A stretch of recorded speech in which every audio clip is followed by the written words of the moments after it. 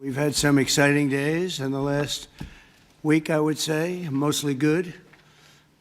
Some of the things you're reading about in Los Angeles, thank goodness we sent out some wonderful National Guard. They've really helped, and a lot of problems they were having out there. They were afraid to do anything, and we sent out the troops, and they've done a fantastic job. So I want to thank them very much.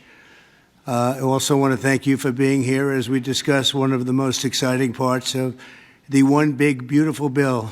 It is indeed a big, beautiful bill, and it's doing very well. The Trump accounts, as they call it, pilot program, which will make it possible for countless American children to have a strong start in life at no cost to the American taxpayer, absolutely no cost. It's going to have a huge impact. I want to thank House Speaker Mike Johnson for, number one, being a great speaker, and number two, perhaps slightly less important, for being here today. Thank you, Mike. Along with Chairman Jason Smith, who's fantastic, and Representatives French Hill, August Pfluger, Blake Moore, Rob Bresnahan, and Frank Lucas. Thank you all, fellas. Thank you very much. We appreciate it very much. Thanks as well to many top business leaders from Invest America, CEO, Council. It's been a wonderful council. They've come up with some fantastic ideas. We're putting them into use.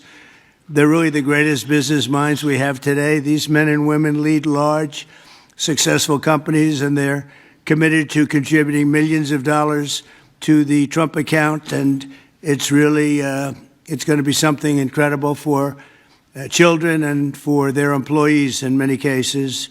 Here's how the accounts work. For every U.S. citizen born after December 31st, 2024, before January 1st, 2029, the federal government will make a one-time contribution of $1,000 into a tax-deferred account that will track the overall stock market. In other words, it'll be pegged to an index that we'll pick. Right, Michael? We'll pick it. We'll pick a good one. Maybe you should be the index. I'd like to have that.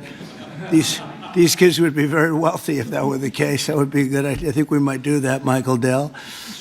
These accounts will be private property controlled by the child's guardians, and in many cases, those guardians will be the parents. We think probably the parents will be the guardians. They'll be open for additional private contributions each year from family, friends, parents, employers, churches, private foundations, and more.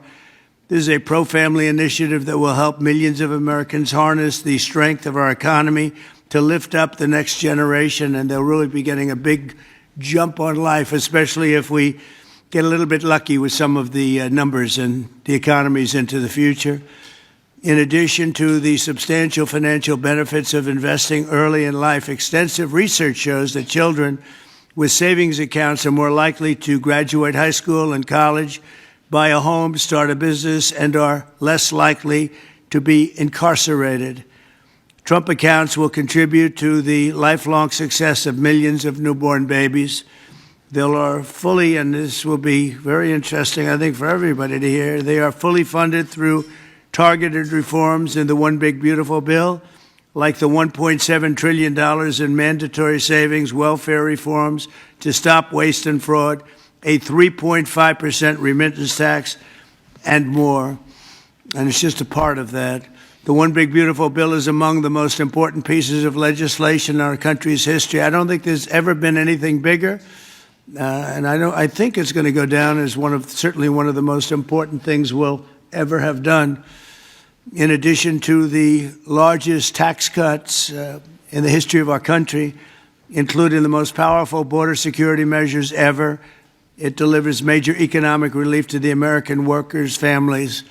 And there are so many things. Rebuilding our military, we built it just 8 years ago. We started and did a great job, but now we have to rebuild it again, plus technology change. All of a sudden, it's about drone. You know, we have a new form of warfare. It's drone warfare. So a lot of things change. We did a great job with the military, but now we're going to have to do some little tweaks, to put it mildly. And we'll be doing that, and we have it all nicely funded. I look forward to signing this into law. It's really something that we're having such an opportunity. And I have to say, he's here with us. He's a person that I've admired for a long time. You take a look at what he's done and followed his record. And it's Dell Chairman, Michael Dell. He's done such an incredible job. It's as a business person, I study business people, and that's a perfect one to study. It should be almost mandatory reading. So I want to congratulate you on that, and thank you for the idea, because you're the first one that really brought this to my attention. I know that you and your friends have been talking about it for a long time, but other presidents didn't get it done, Michael, right? So we got it done. Congratulations. Thank you very much. Sure. I want to also give some recognition to my friend Brad Gerstner, who helped get us all organized and that's right. And actually thank you very much. Good, Brad. Spearheaded this. Good. And also we have with us a very powerful man in the world of business, CEO David Solomon of Goldman Sachs. David, thank you very much. Thank you for having me here friend. today. Thank you. Thank you very much. Uber CEO Dara Khosrowshahi. Where is Khosrowshahi? Right here. Where? Thank you very much. That's a hell of a name, but you've done a hell of a job, so that's appropriate. And also, again, Chairman Smith for doing such a job. Nobody knows taxes better than Chairman Smith. When we have a problem, Mike, we go to see Chairman Smith, right? So I want to thank you very much, Dara and Chairman Smith. I appreciate it. So I'd like to begin by asking Speaker Johnson to say a few words, and I think then we're going to go to Michael Dell, David Solomon, we're going to go to Dara, and then to Chairman Smith. Thank you very much.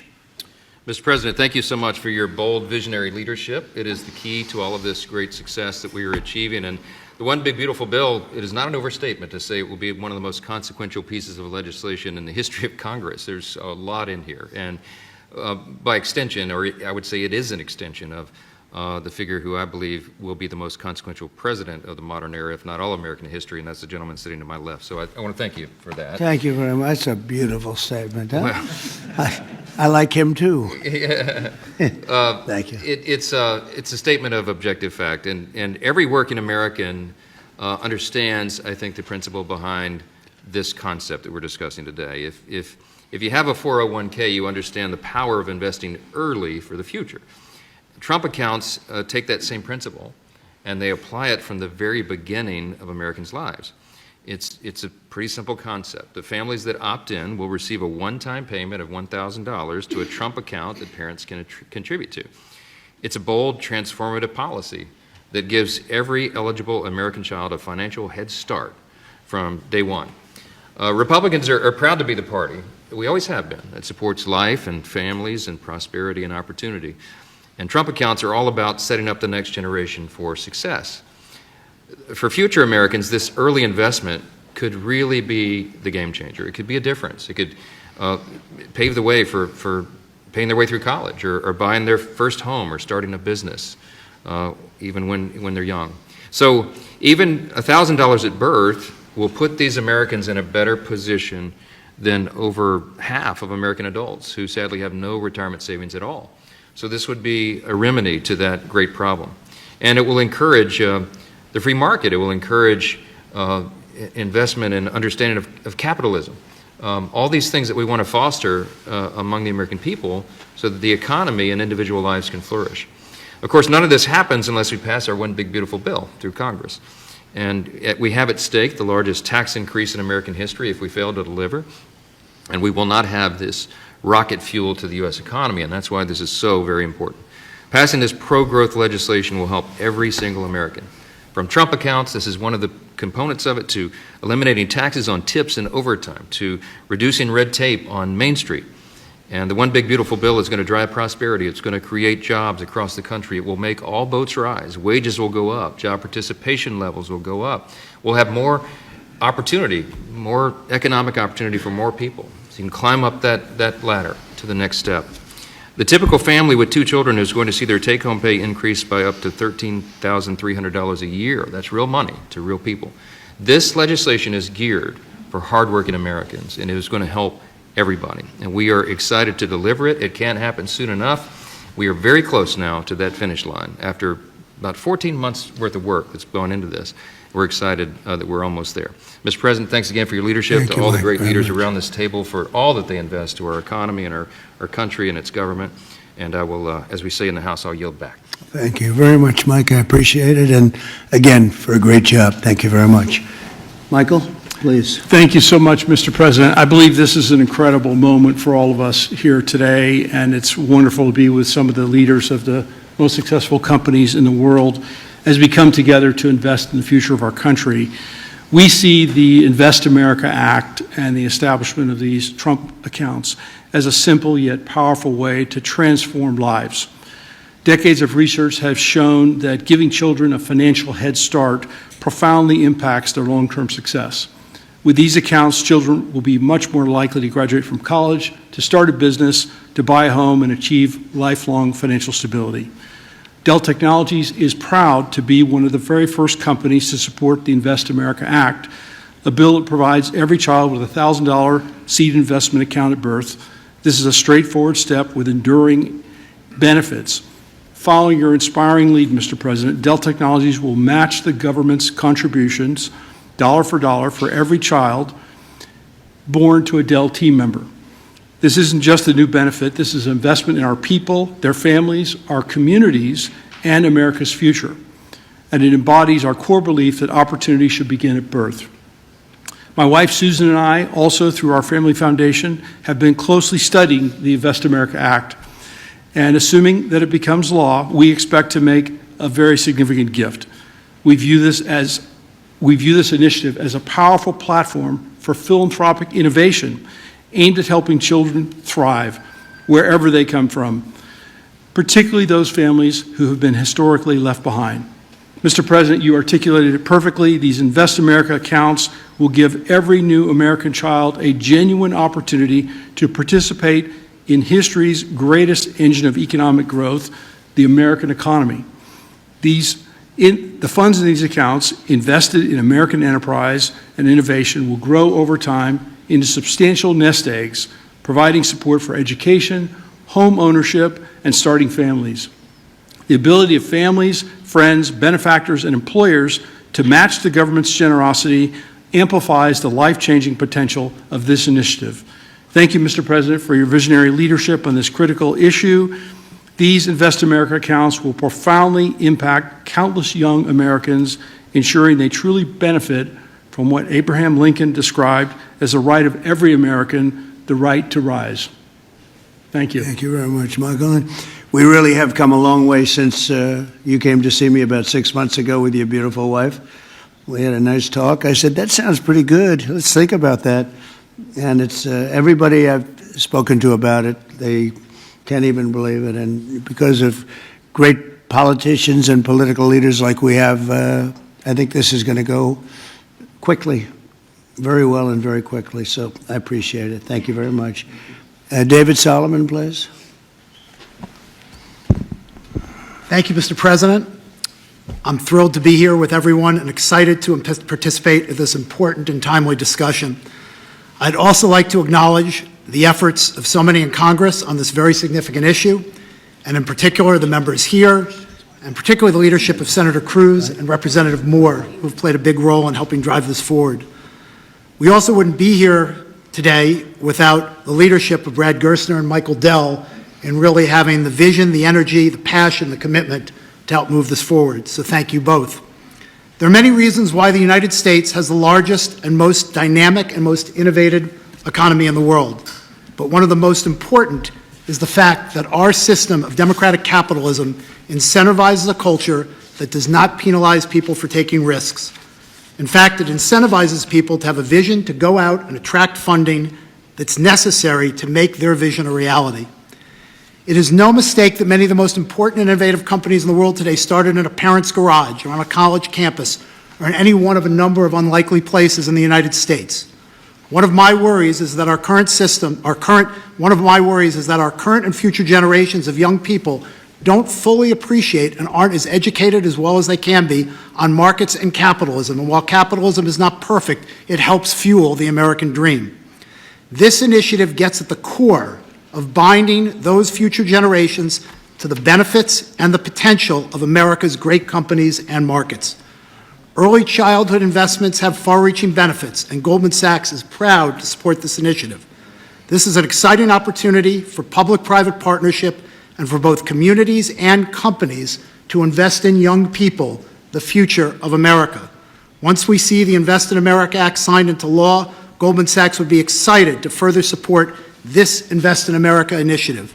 We believe passionately in our capital markets. They're an enormous competitive strength for the United States, and we know that our economy's future vitality is dependent on young people understanding the power of investing for the long term and sharing in the benefits of ideas that bring value to the lives of people around the world.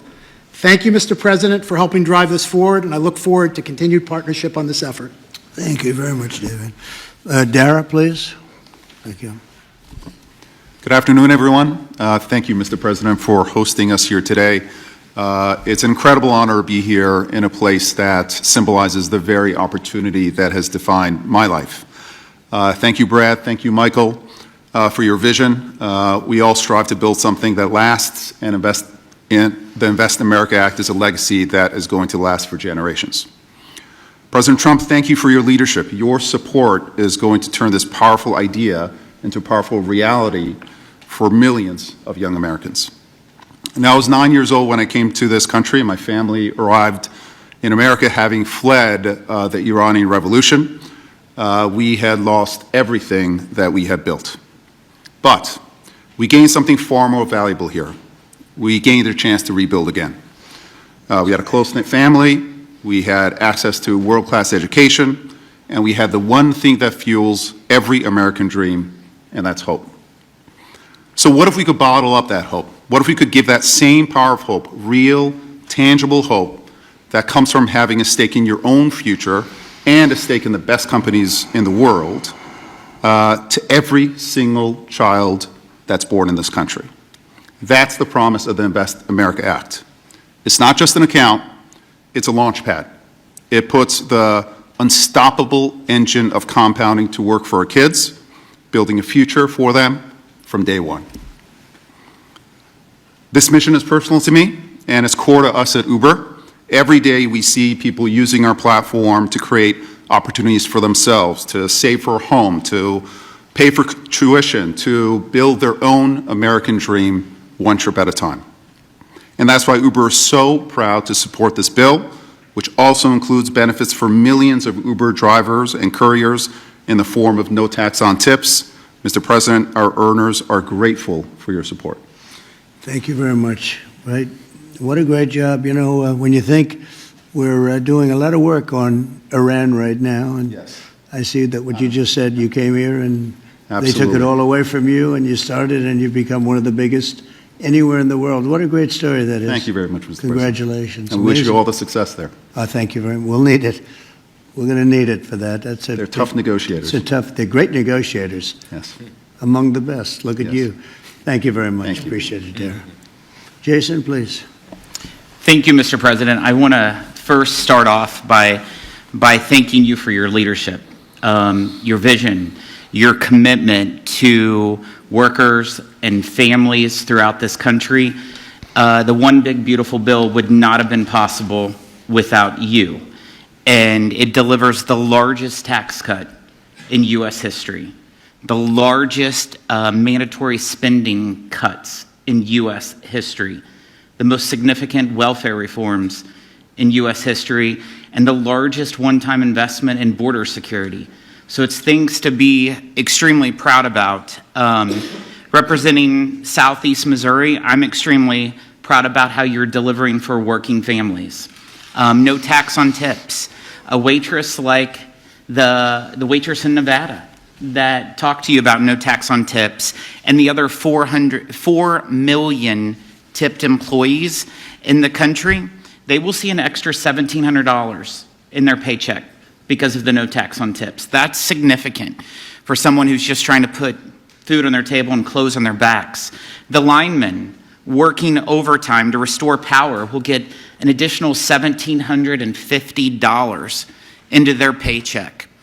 Seniors will get $72 billion in tax cuts. The Trump investment accounts will be a game changer for new parents, even before their newborn baby can walk or talk. Their child will have money saved to one day learn a trade, start a business, or to buy a home. Every child born under this policy will have a better shot at a future. It does not matter if they live on a city block or on a county road. This will make a significant difference to their lives, and it's because of your leadership, Mr. President, and we say thank you. Well, thank you very much, Jason, and hopefully we're going to get that through, and we have a certain date picked out, an ideal date. If it takes a little longer, that's okay, but ideally we're going to get by a certain date. And again, I think it's one of the most important pieces of legislation we've ever had before us and that the country's ever had. I'd like to ask, if I might, Brad Gerstner, one of the most successful people in our country. I'm a friend of Michael very much, and Michael has great respect. And if you don't mind, Brad, I'd like to say a few words, please. Thank you. Well, first, it's a great honor and privilege to be here. We wouldn't be here without your leadership. And for me personally, to be here with my son, Lincoln Gerstner, happens to be named after the gentleman over your right shoulder. Where's Lincoln? Well, he's good looking. He's much better looking than you. What happened? Hey, we all want our kids to be better than ourselves. But it was around our small kitchen table that this idea was really born. I started off like Jason Smith in a small rural town in Indiana. My dad had lost everything in 1978 trying to start an auto parts company, and the Japanese were tearing apart our auto industry. We had double-digit interest rates and inflation. Our family mortgaged the house to keep the company going and ultimately lost everything. So I know a little something about starting with nothing. And I know what it felt like that first time you had a little skin in the game, where you thought you had a shot. You went from nothing to something. And like Dara said, that is the great story of America. The promise that there's mobility, the promise we can move up that ladder. But today, we've moved to a society of dependency, right? I saw somebody answer the White House's tweet on this today by saying the answer to socialism is more capitalism. This is more capitalism. Yeah. This is aligning every child in America with the upside of free markets and the benefits. And that is your Main Street agenda, Mr. President. No tax on tips, that doesn't help rich folks. That helps the people who feel left out and left behind. No tax on overtime, no tax or deduction on Social Security, and the Trump accounts, right, that everybody in this room are here and we've been working so hard on, but would never come to fruition without your leadership. Those will change the game forever. It makes America an ownership society again, because all of those kids will see the benefit of compounding. If you start with $1,000 and $750 is added a year by parents, grandparents, by churches, by the companies in this room who will all contribute to the accounts of the kids of their employees, by the great philanthropists in America. I think $750 is a low estimate per year. I think so. But if you do that, by age 18, Mr. President, these are worth $50,000. By age 30, they're worth $175,000. And if you do it every year of your life, at age 50, they're worth $1 million. You are giving the shot for every American to feel like they're in the game again, part of America with that economic mobility, that dream that led Michael Dell to start Dell Computer in his dorm room, Dara to feel like he had a shot after coming here from Iran, and a couple poor kids from Missouri and Indiana to make it to where we are today. So thank you for your leadership. This would not happen without the reconciliation bill and the work of the many in this room, but spearheaded by the Speaker and Jason Smith, the big, beautiful bill. This is the vehicle to get the Invest America Act passed. So thank you, sir. Well, thank you very much, Brad. Great job. And nobody knew I was going to call you. He might have done the best job of the group. You've got to think about that, Mike. Good recommendation, Michael. Does anybody have any questions? I think it's something that's really got to be talked about, because it's somewhat of a miracle that we're close to pulling it off. Please. What's the latest estimate on when you think the big, beautiful bill will pass? We put Independence Day as a self-imposed deadline, and we certainly hope, I believe, we can still meet that. It's up to the Senate. The bill's in the Senate's hands now, but spoke with Leader Thune as recently as last night. He's feeling very optimistic. You see the Senate going through the same deliberations we went through in the House, except we had 14 months to do it. They've got a truncated time period to get that done, but as you all know, I've encouraged my dear friends and colleagues over there, don't modify it too much, because we've got a very delicate balance that we reached, and it took us a long time to get there, and we don't want to upset that balance too much. So they're putting their fingerprints on it. I hope it'll be a light touch, and they'll send it back, and we'll get this thing done and get to the President's desk. And really, we have tremendous spirit. I've never seen anything like it. There's just an unbelievable, we'll always have a couple of people.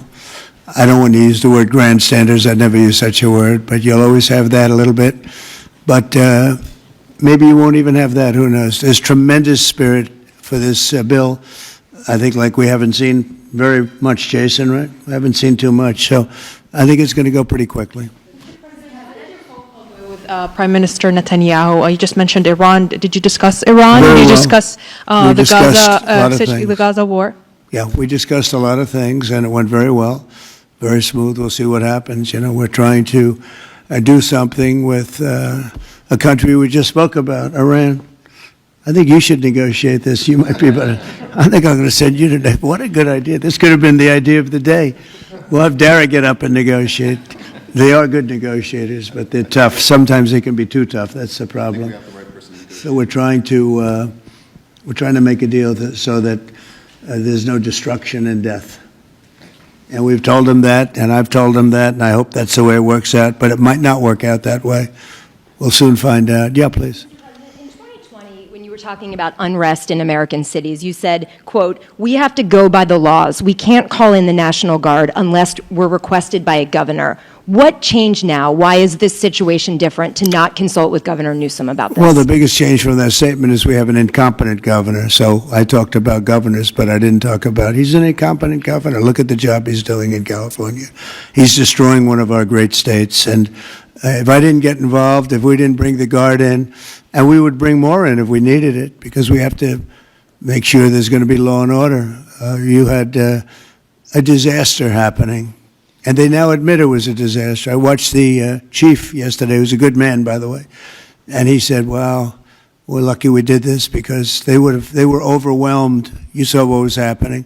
So we did the right thing. Everybody agrees to that. But you have a governor who let the city burn down, didn't want water to be sent down to him. I sent billions of gallons of water. I wanted to do it in the first term. He wouldn't do it over. I don't know, they have environmental reasons, but there were no environmental reasons. I think it's just a political philosophy. But it's lucky for the people in Los Angeles and in California that we did what we did. We got it just in time. It's still simmering a little bit, but not very much. Yeah, please. Have you gotten... What crime has Governor Newsom committed? A crime has he committed?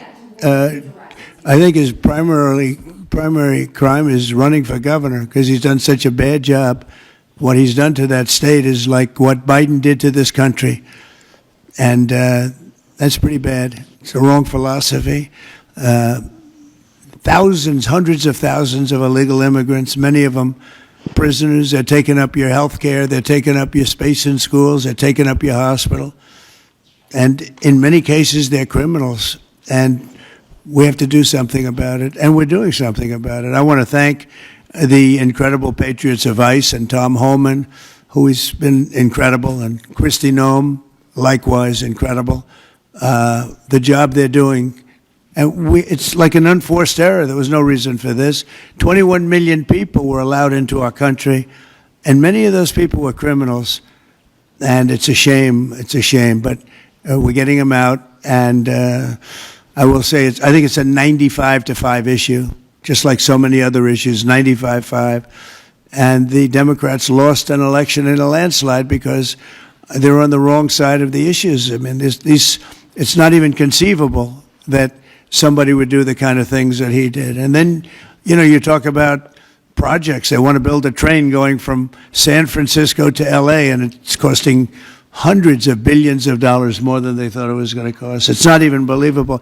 To Brad and to people sitting here, would you believe that a train it was going to cost X dollars, and it might be 100 times X. Would have paid for this for about 50 million American children. You're right. You're 50 right. million American children instead of a 3-mile train track that never got built. We could have put Lincoln in charge with no experience. He would have done a good job. I guarantee you that. All right, please, Peter. Mr. President, have you gotten an Yeah, update Peter, from your Peter, go ahead. negotiating? Thank you, President Trump. So it seems like Gavin Newsom likes the attention that he's getting right now from I do, you. yeah, I think It he seems likes like he does. If you look at recent history, somebody who was running for president, you, who got arrested and had a mugshot, you could make the argument that politically that wound up helping you. Are you worried at all at this moment that talking about him getting arrested could be helpful to his political prospects? Because a lot of people think he wants to be sitting right where you are. Well, in my case, it was a witch hunt, and everybody knew it, and I was able to explain that during the process. Otherwise, I wouldn't be sitting here right now. And it was a total witch hunt. It's proven to be a witch hunt, and you see what's happened. In his case, it really is very obvious. You look at what's happened between the fires, I could name 10 things right now. We talk about the trains. We talk about all of the costs in California. You talk about all of the people that are flowing in, destroying life for everyone else.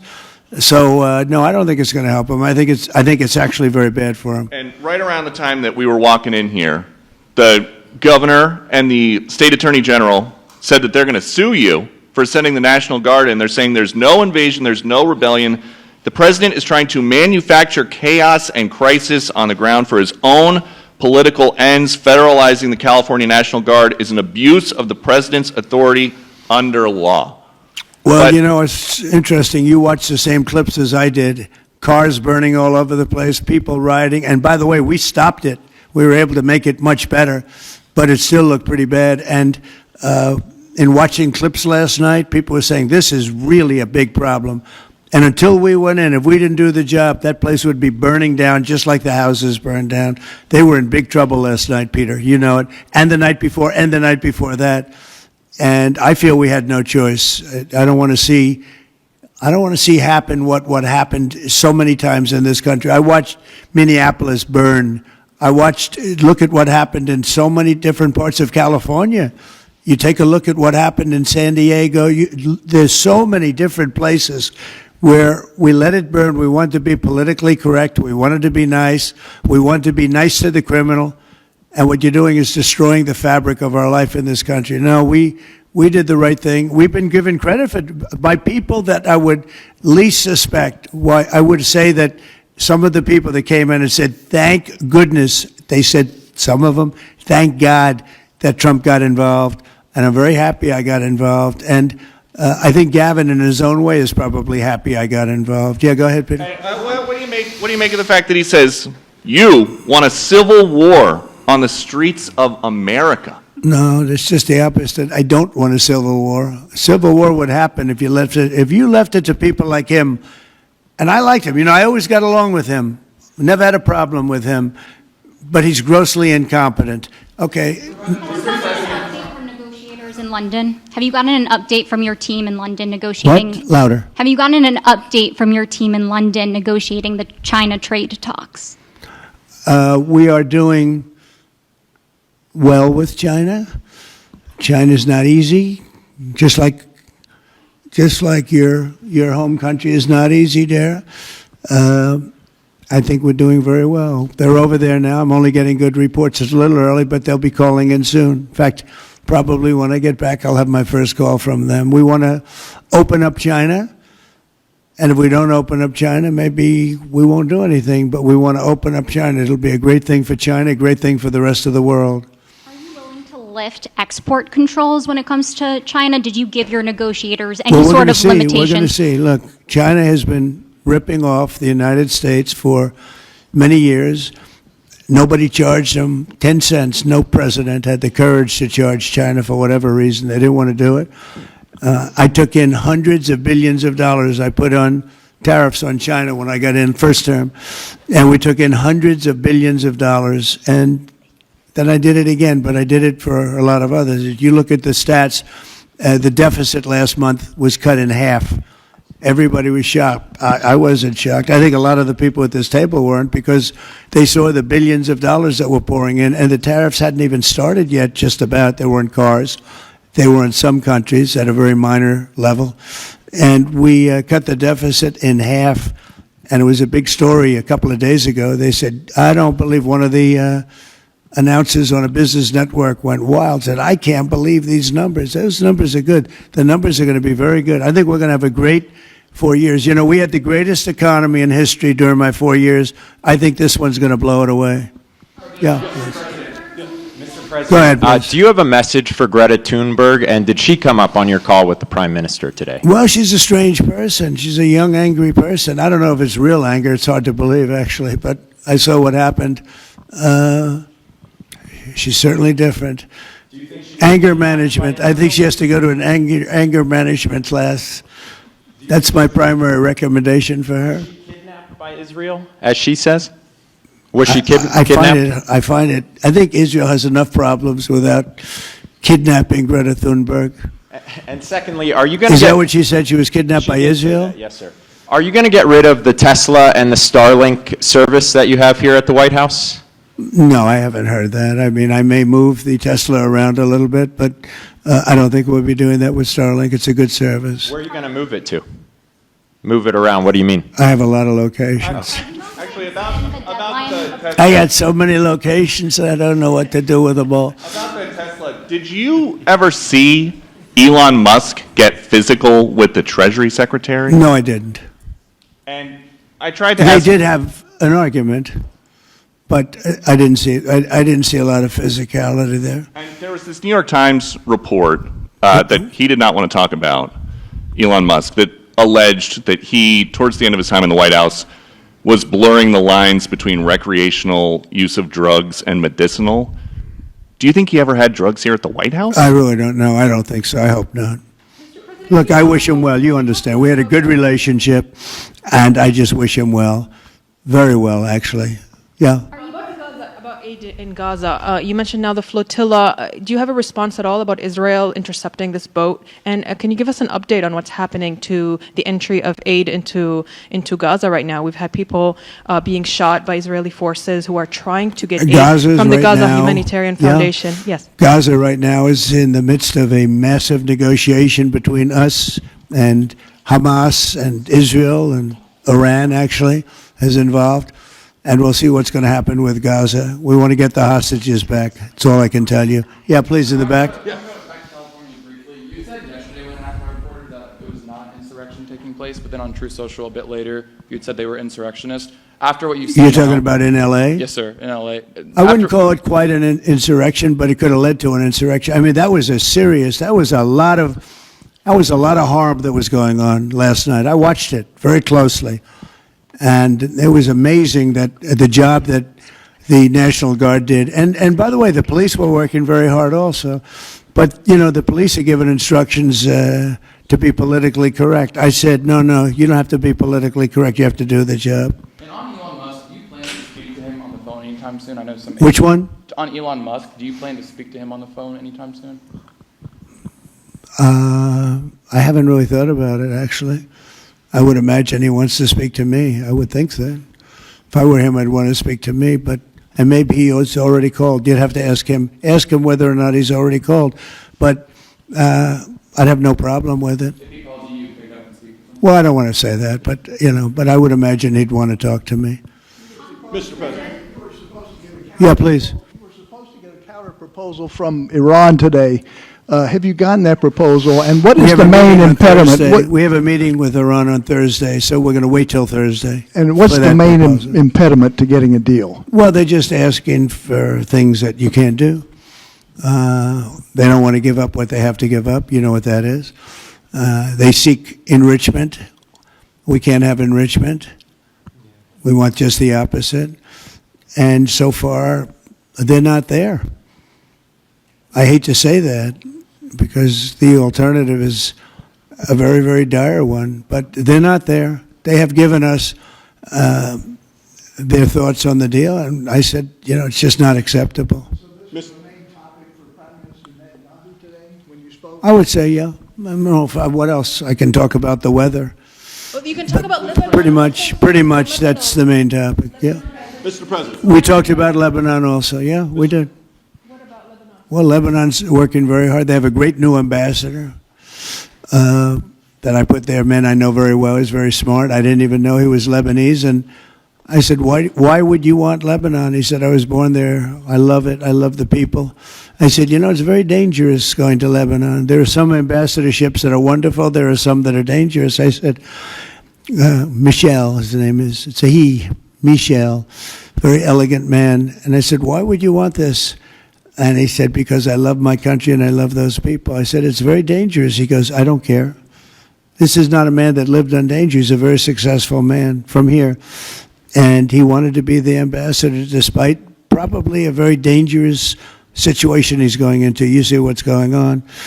But I had great respect for that. He loves that country. He loves it. He was born there. He loves the country. Yeah. Mr. President, you've got a big, beautiful parade coming up on Saturday. We do. What's your biggest expectations for that? And I've got a second question in regards to Gavin Newsom. Go ahead and talk about the big, beautiful parade.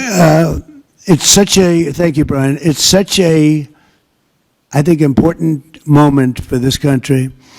2 weeks ago, I was calling people and back and forth with leaders, including President Putin, including French president, including lots of different people. And all of them said, we're celebrating victory in World War II. And I said, wow, isn't that amazing? We're the only one that wasn't celebrating, and we're the one that won the war. Now, Russia did help. They did lose 51 million people, in all fairness. People would say, oh, he's sticking up for Russia. No, they lost 51 million people. And, we can't forget that. But France was celebrating. And, as you know, Hitler made a speech at the Eiffel Tower. But when I spoke to President Macron, he said, oh, we are celebrating the great victory of World War II. And I think that's great that he was doing it. But we're the one that won it, and we weren't celebrating. I said to myself, isn't that crazy? And I think it's time for us to celebrate a little bit. We've had a lot of victories. We won 2 world wars, and then we go out and change the name of the forts where we won the wars. You go out. We win world wars from Fort Robert E. Lee, from Fort Bragg, from all the different forts. And what do? We change the name of the forts because we want to be politically correct. So a lot of them we're changing back. You probably noticed Fort Bragg and others. But I think it's a time to celebrate our military. We've rebuilt our military largely. Little low on ammunition. That's because it goes out very fast to other countries, one in particular, but we'll get that back very quickly. But we have a military the likes of which nobody has. Nobody comes close. We have the best equipment in the world. We make the best equipment in the world. There's no military like our military. We showed that with ISIS. I was told by the television generals it would take 4 years to win, and we did it in 3 weeks, and it was headed by General Raisin Kane, who's now the chairman of the Joint Chiefs of Staff. He's great. Just left him. No, I think it's time that we celebrate. And I sort of have to laugh at these people. Well, you're going to spend a lot of money. A lot of that money is being paid for by me and people that make donations. I don't know if you know that. A lot of it won't even come out of the military. I think I can say that, Susie, right? We have people putting up money to do it. Not that it's necessary, because I think it's a great expenditure. We have many tanks. We have all sorts of new ones and very old ones, old from World War I and World War II. It's really a celebration of the Army. So the Army is a year older than the country. So next year we celebrate 250 years, but we're celebrating the Army on Flag Day. And it's not my birthday. It is my birthday, but I'm not celebrating my birthday. I'm celebrating Flag Day. It happens to be the same day, so I take a little heat. But Flag Day is the appropriate date. And we're celebrating 250 years of the Army, a great service. And remember, think of it, we won so much. We won World War I, World War II, so much else. And then we became politically correct. But I can only tell you that I was told that ISIS would take anywhere from 4 to 5 years, and we did it in 3 weeks. You were there, you watched, right? We have the greatest military in the world. Nobody can beat us. As long as we have our right leadership, nobody can beat us. If we have stupid people running it, like you had in Afghanistan, when you look at that, first of all, Afghanistan should have been an easy victory as a war, but we were so sad the way we fought it, so ridiculous. We fight not to win, but we didn't used to be that way. And we're celebrating, because I think the day in Afghanistan was the saddest period of time in the history of our country. That was a Biden mess with bad generals like Milley and others. They were bad. They were incompetent generals. I know all the good ones and the bad ones. We got rid of most of the bad ones. But it was time to celebrate, and that's what we're doing. So it's on June 14th, and it's going to be a parade the likes of which I don't know if we've ever had a parade like that. It's going to be incredible. We have even though it's the Army, we have a lot of those Army airplanes flying over the top, and we have tanks all over the place, and we have thousands and thousands of soldiers going to bravely march down the streets. It's going to be a beautiful day, I think, and we're going to celebrate our country. You spoke of leadership, and real quickly, speaking of Gavin Newsom, is he the right leader for California, considering how massive their economy is and all these U.S. investments coming in? Is he the right governor and leader for the future of California and for U.S. investments? I don't think he is. I mean, I think he's done a terrible job. And, you know, he's a guy, I always got along with him. You look at his past statements about me. I was a great president. I always took care of California, you know, all that. But I'm just talking on results. You look, you know, he has the advantage of beautiful weather, maybe the best weather of any state when you think about it. Beautiful weather, beautiful ocean, beautiful everything. You have all the advantages, and he didn't take advantage of that. And he's let people come in by the millions who are overrunning your hospitals, your education system, and your police. Your police are being overrun. Look at what's happened. He should only be happy I sent in the military, because if I didn't send them in, you would have had a problem there, the likes of which we haven't seen in a long time. Yeah, please. Thank you, Brian, very much. Supersonic flight. On supersonic flight. Supersonic Yes, flight. sir. I know you just signed an executive order on it. Do you want to see a supersonic Air Force One in the next 10 years or so? Oh, well, I don't care too much about that, but I would like to see, you know, if you think about it, flight, the word flight's an interesting word, but it's probably the only category where we've actually gone backwards, because we used to have the Concorde, and we could fly to London, Brad, very quickly and nicely, and today it takes you 2 times and 3 times as long. It's the only thing where we've regressed. By the way, the Concorde, to my way of thinking, to this day, Michael, because you're very much into aesthetics, I know, but to this day was one of the most beautiful pieces of art I've ever seen. It was a piece of art, the beauty of the Concorde. It was the most beautiful plane, but it was you know, got you there in half the time. Now you spend a lot of time, and there's no reason for it. Because, you know, they have the sonic boom. It's not a huge problem, but they have the sonic boom thing pretty well figured out. The technology changes, the change in the skin, the change in weight, all of the other things. There's no reason why we shouldn't do great. So we are making it possible for them to do supersonic and get us back on the track. I mean, think of it, 30 years ago, we actually had planes that flew much faster than we do now. It took you half the time to get to a location. So we've regressed, and we're going to progress. Right. Sort of an amazing thing, isn't it, though? We've gone backwards. On Wall Street, they haven't done that. If Goldman Sachs was like that, you wouldn't have Goldman Sachs anymore. Yeah, please. Are you planning to deploy Marines in California to address the situation in Los Angeles? Are you going to deploy Marines in California? We'll see what happens. I mean, I think we have it very well under control. I think it would have been a very bad situation. It was heading in the wrong direction. It's now heading in the right direction. And we hope to have the support of Gavin, because Gavin's the big beneficiary as we straighten out his problems. I mean, his state is a mess. And I'd like to get somebody involved in the rail, because, look, personally, it should have never been built, because you can fly there for $2, and what are you doing? They're doing that. You could drive, you could do lots of different things. You know, if they did a study, if you gave every passenger the finest limousine service in the history of our world, the most expensive chauffeur-driven, white-glove limousine service back and forth, we would have saved billions of dollars as opposed to building this monstrosity that's going up. And I've never seen anything. You know, I've seen cost overruns. I'm a I'm a person, I've always done well on cost overruns. I don't have them.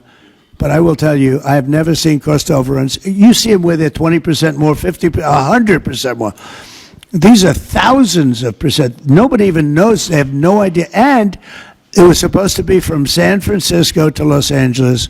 Well, they just made it way outside of Los Angeles. Where it's stopping in the middle of, I don't want to say nowhere because I happen to like one of those little cities very much, but it's way short of the destination.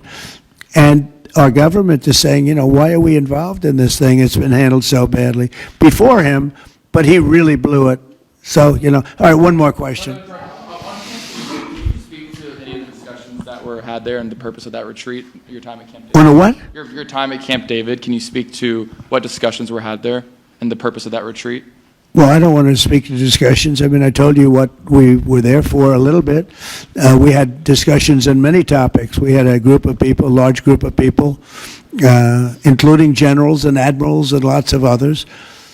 And all I can say is our country's in great shape. We're in great shape economically. The bill that Mike and Jason and all the people are working on is going to be, I think, amazing. I think it's going to be one of the most important pieces of legislation we've ever had in this country.